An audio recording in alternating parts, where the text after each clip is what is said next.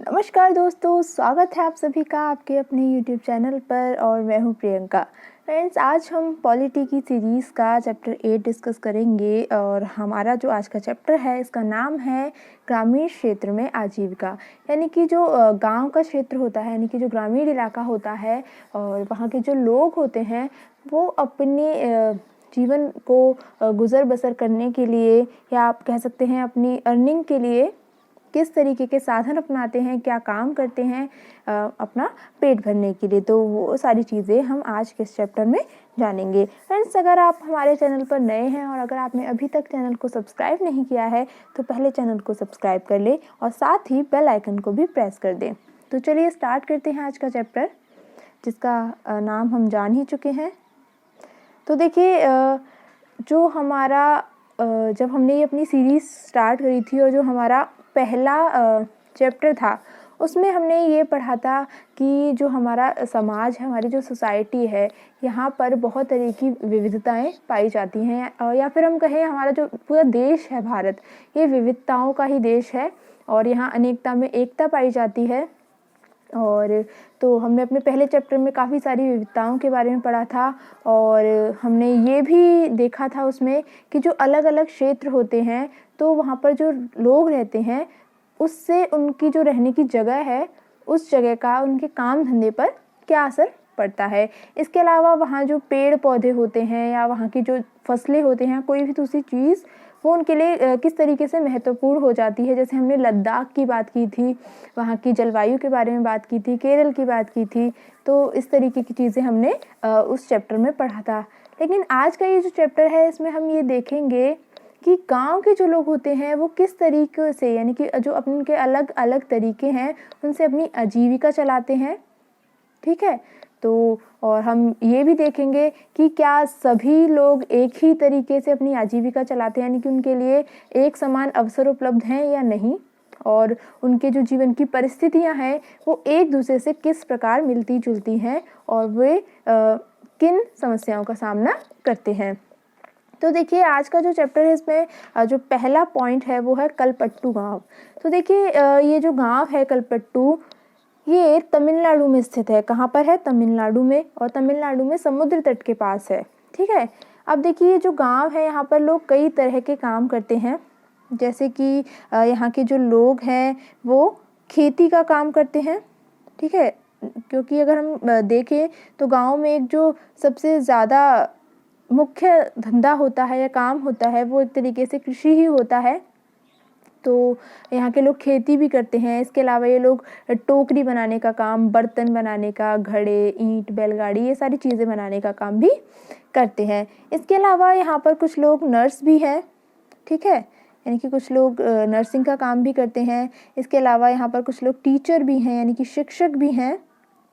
और इसके अलावा यहाँ पर बुनकर, नाई, धोबी, साइकिल ठीक करने वाले, लोहार जो लोहे का काम करते हैं वो लोग भी हैं। इसके अलावा यहाँ पर कुछ दुकानदार भी हैं, व्यापारी भी हैं। और यहाँ की जो मुख्य गली है वो एक तरीके से बड़े बाज़ार की तरह दिखती है और वहाँ पर कई सारी छोटी बड़ी चाय की दुकानें हैं, सब्ज़ी की, कपड़े की, खाद और बीज की। और इसके अलावा यहाँ पर टिफ़िन भी मिलते हैं। और टिफ़िन से मतलब होता है यहाँ पर कि खाने पीने की कुछ हल्की फुल्की चीज़ें, जैसे सुबह इडली, डोसा और उपमा, और शाम के नाश्ते जो नाश्ता होता है उसमें बड़ा पाव, मैसूर पाव, इस तरीके की चीज़ें मिलती हैं। ठीक है, तो ये तो हुआ वहाँ के लोगों के रहने का, मतलब यहाँ वहाँ के जो लोग हैं उनका व्यवसाय। इसके अलावा जो गांव है वो छोटी छोटी पहाड़ियों से घिरा हुआ है और यहाँ की जो सिंचित ज़मीन है वहाँ पर मुख्यतः जिस फसल की खेती होती है उसका नाम है क्या? धान। यानी कि धान की मुख्यतः यहाँ पर खेती की जाती है। और जो ज़्यादातर परिवार हैं इस गांव के वो अपनी जो आजीविका है वो खेती के द्वारा ही चलाते हैं। इसके अलावा यहाँ पर देखिए एक और चीज़ है कि यहाँ पर आम के बाग हैं। किसके? आम के बाग हैं। और यहाँ पर नारियल के और कॉफ़ी के बाग भी हैं। इसके अलावा यहाँ पर गन्ना, केला और कपास भी उगाया जाता है। ठीक है, यानी कि आम, कॉफ़ी, नारियल के यहाँ पर बाग हैं। इसके अलावा यहाँ पर गन्ना, ठीक है, गन्ना, कपास और केला भी उगाया जाता है। ठीक है, अब आगे बढ़ते हैं। यहाँ के जो लोग हैं वो खेतों में जो काम करते हैं उनके बारे में यहाँ पर आगे बताया गया है।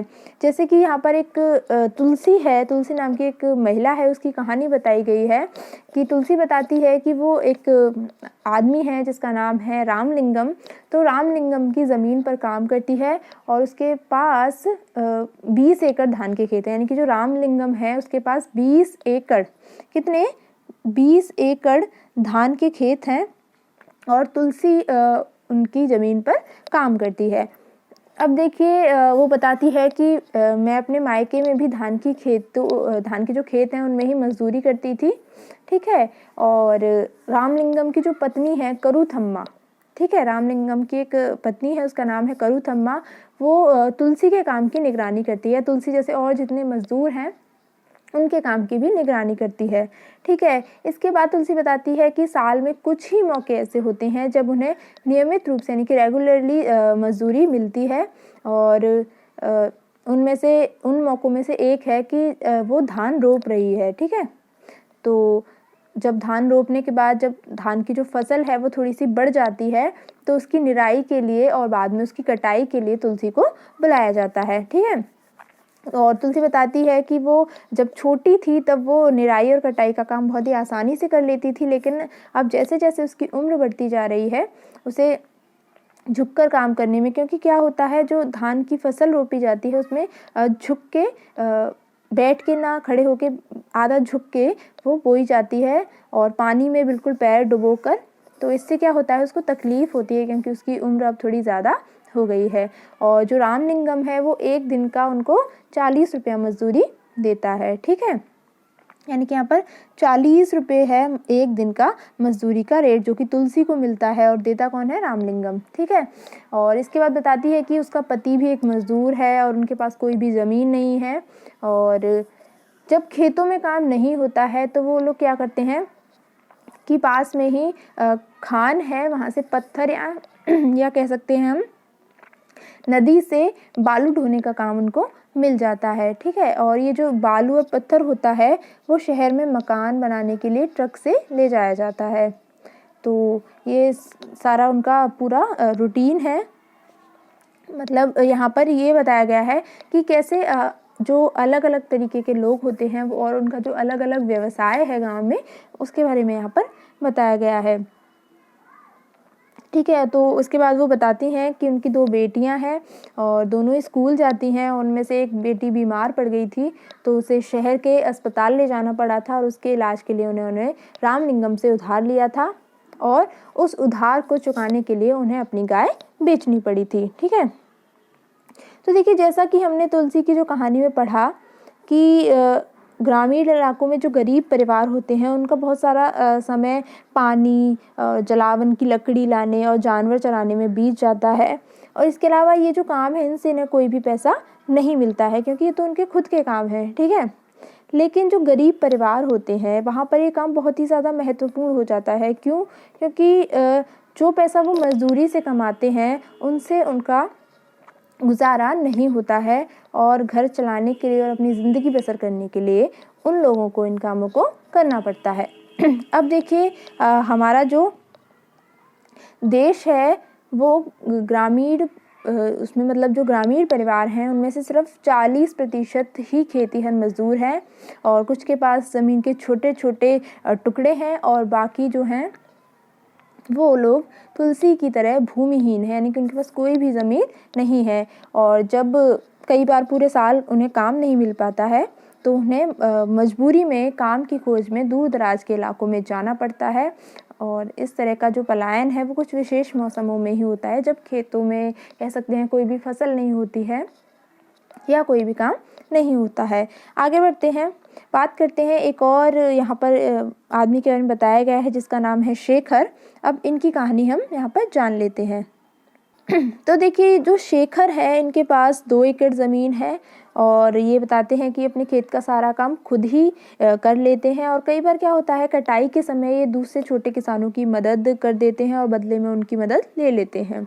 इसके अलावा यहाँ का जो व्यापारी है वो उन्हें उधार पर बीज और खाद देता है और इसे चुकाने के लिए उन्हें थोड़े कम दामों पर उसे धान बेचना पड़ता है। ठीक है, अब वो कहते हैं कि अगर जो धान है अगर वो बाज़ार में बेचा जाए तो उससे ज़्यादा पैसे मिल जाएंगे, लेकिन उन्हें व्यापारी का उधार भी तो चुकाना है, इसलिए उन्हें वो जो धान है वो कम दामों में व्यापारी को ही बेचना पड़ता है। और इसके अलावा जो व्यापारी है उसने किसानों को याद दिलाने के लिए अपना समय समय पर एजेंट भेजता रहता है, जिन किसानों ने उस व्यापारी से पैसे उधार लिए हैं और वे उसी को अपना धान बेचें। अब देखिए ये जो शेखर हैं इनके खेत में 60 बोरी धान होता है। तो 60 बोरी जो धान है उनमें से ये कुछ अपना उधार चुका देंगे और बाकी का इनका घर के खाने में लग जाएगा। तो इसके बाद इनके पास जो घर के खाने के लिए बचता है वो सिर्फ धान 8 महीने ही चलता है, यानी कि पूरे साल नहीं चलता है, सिर्फ 8 महीने में ही वो धान ख़त्म हो जाता है। और इसलिए इन्हें क्या है पैसा कमाने की और ज़रूरत पड़ती है। तो ये क्या करते हैं, जो रामलिंगम थे जिनके बारे में अभी हमने पढ़ा था, वो उनकी चावल की मिल में काम करता है। कौन? शेखर। ठीक है, इसके अलावा ये लोग इनके पास एक गाय भी है और उसका जो दूध है ये यहाँ की सहकारी समिति में बेचते हैं और इससे इन्हें अपने रोज़ के खर्चों के लिए थोड़ा और पैसा मिल जाता है। अब देखिए जैसा कि हमने पढ़ा कि ये लोग कर्ज़ लेते हैं, जैसा कि जो शेखर है वो अपना ज़रूरी चीज़ें खरीदने के लिए पैसा उधार लेता है और ये अक्सर ये जो पैसा होता है ये बीज, खाद और कीटनाशक खरीदने के लिए साहूकार से कर्ज लिया जाता है। ठीक है, अब देखिए अगर जो बीज है वो अच्छी किस्म के नहीं होते या फसल को कीड़ा लग जाता है तो पूरी फसल बर्बाद हो जाती है और कई बार बारिश नहीं होने के कारण भी फसल खराब हो सकती है। तो ऐसी स्थिति में क्या होता है, जो किसान होते हैं वो अपना उधार नहीं चुका पाते हैं, तो फिर उन्हें अपना क्या होता है परिवार चलाने के लिए और पैसा कर्ज के तौर पर लेना पड़ता है और जल्दी ही ये जो कर्ज होता है वो इतना ज़्यादा बढ़ जाता है कि किसान कितना भी कमा ले वो उसे चुका नहीं पाते। ठीक है, और इसी स्थिति में कहा जाता है कि जो किसान था वो कर्ज तले दब गया। और पिछले कुछ सालों में क्या हुआ है, ये किसानों की विपदा का मुख्य कारण बन गया है और कई क्षेत्रों में यहाँ तक होता है कि किसानों ने कर्ज के बोझ से दबकर आत्महत्या तक कर ली है। अब देखिए आगे हम जिनके बारे में पढ़ेंगे वो है रामलिंगम और करुथम्मा, जिनकी अभी तुलसी और शेखर ने बात की थी। तो देखिए जो रामलिंगम है उनके पास जो खेतों की ज़मीन है उसके अलावा एक चावल की मिल भी है। ठीक है, और उसमें इसके अलावा उनके पास बीज और कीटनाशक बेचने के लिए एक दुकान भी है और चावल की मिल में उन्होंने अपना कुछ पैसा लगाया और थोड़ा सरकारी बैंक से कर्ज लिया। ठीक है, इतनी बात आई थिंक आपको समझ में आ गई होगी।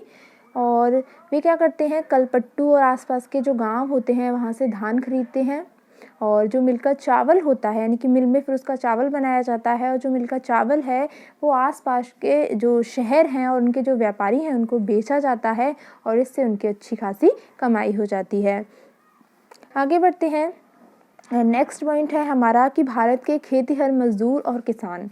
तो देखिए जो कलपट्टू गाँव है उसमें तुलसी की तरह के खेतिहर मजदूर हैं, यानी कि जिनके पास कोई भी ज़मीन नहीं है। इसके अलावा शेखर की तरह छोटे किसान भी हैं और रामलिंगम जैसे बड़े किसान भी हैं जिनके पास काफ़ी सारी ज़मीन है। इसके अलावा देखिए भारत में प्रत्येक 5 ग्रामीण परिवारों में से लगभग 2 परिवार खेतिहर मजदूरों के हैं, यानी कि जिनके पास कोई भी खेती नहीं है और ऐसे सभी परिवार अपनी कमाई के लिए दूसरों के खेतों पर निर्भर रहते हैं, यानी कि इन्हें दूसरों के खेतों में मजदूरी करनी पड़ती है और फिर वहाँ से वो अपनी आजीविका चला सकते हैं। और इनमें से कई भूमिहीन हैं और कईयों के पास ज़मीन के छोटे छोटे टुकड़े हैं। अब देखिए अगर शेखर जैसे अगर छोटे किसानों की बात करें तो उनकी ज़रूरत के हिसाब से उनके खेत जो है वो बहुत ही छोटे पड़ते हैं और भारत के जो 80% किसान हैं उनकी यही हालत है, यानी कि उनके पास खेत तो है लेकिन बहुत ही कम मात्रा में, बहुत ही छोटी ज़मीन का टुकड़ा है जिससे उनका गुजर बसर अच्छे से नहीं हो पाता। अब देखिए भारत में केवल 20% किसान ही बड़े किसानों की श्रेणी में आते हैं और ऐसे जो किसान होते हैं वो गांव की जो अधिकतर ज़मीन होती है वो उन्हीं के हिस्से में होती है और वो उस पर अपनी खेती करते हैं। अब देखिए उनकी उपज का एक बहुत बड़ा भाग बाज़ार में बेच दिया जाता है, यानी कि वो अपनी उपज का एक बहुत बड़ा भाग बाज़ार में बेच देते हैं। इसके अलावा कई बड़े किसानों ने अन्य काम धंधे भी शुरू कर दिए हैं, जैसे कि दुकान चलाना, यानी कि वो दुकान भी चलाते हैं खेती के साथ, सूद पर पैसा भी देते हैं, यानी कि ब्याज पर पैसा देते हैं छोटे किसानों को। इसके अलावा छोटी छोटी फैक्ट्रियाँ भी वो लोग चलाते हैं। अब देखिए आगे बढ़ते हैं। अब देखिए जो हमने कलपट्टू में जो होने वाली खेती थी, धान की खेती, उसके बारे में पढ़ा।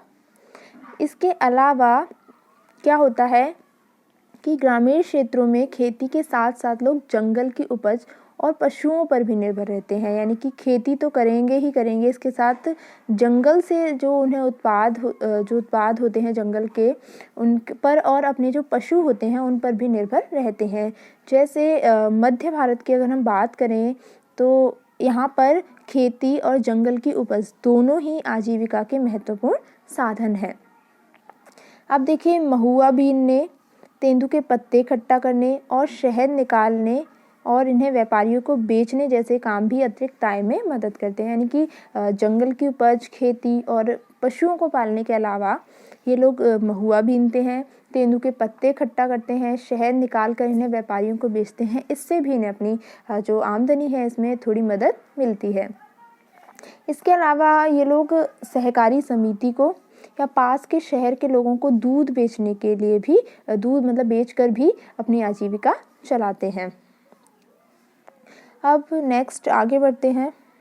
अब यहाँ पर जो नेक्स्ट पॉइंट है वो है नागालैंड की सीढ़ी नुमा खेती। तो देखिए नागालैंड में एक ज़िला है जिसका नाम है फेक। तो नागालैंड के फेक ज़िले के चिजामी गांव में रहने वाले चखे संघ समुदाय, कौन सा समुदाय? चखे संघ समुदाय है। तो ये समुदाय क्या करता है? सीढ़ी नुमा खेती करता है।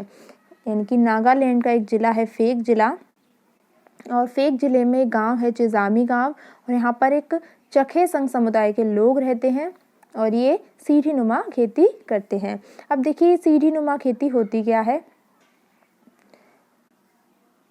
तो देखिए आप पिक्चर में देख सकते हैं, ये है सीढ़ी नुमा खेती। तो देखिए इसमें क्या करते हैं, सबसे पहले जो कोई भी पहाड़ी है या पहाड़ है उसकी जो ढलाऊ ज़मीन है उसको छोटे छोटे सपाट टुकड़ों में बांटा जाता है और उस ज़मीन को सीढ़ियों के रूप में बदल दिया जाता है। उसके बाद सपाट जो टुकड़े हैं उनके किनारों को थोड़ा सा ऊपर उठा देते हैं जिससे जो पानी है वो वहाँ पर भरा रह पाए। और ये जो खेती है सीढ़ी नुमा खेती, ये चावल की खेती के लिए सबसे अच्छी होती है। किसके लिए? चावल की खेती के लिए सबसे अच्छी होती है। अब देखिए चिजामी के जो लोग हैं, यानी कि चिजामी गांव के जो लोग हैं, उन लोगों के पास अपने अपने खेत हैं, लेकिन वो लोग क्या करते हैं, इकट्ठे होकर एक दूसरे के खेतों में भी काम करते हैं और 6 से 8 लोगों का एक ग्रुप बनाते हैं और फिर एक साथ मिलकर पहाड़ के एक हिस्से पर जो घास उगाती है उसे साफ़ करते हैं। और फिर जब दिन का काम ख़त्म हो जाता है तो ये सारा जो समूह होता है इनका, ये एक साथ बैठकर खाना खाते हैं और ऐसा कई दिनों तक चलता रहता है जब तक कि अपना पूरा काम ख़त्म नहीं कर लेते। आगे बढ़ते हैं।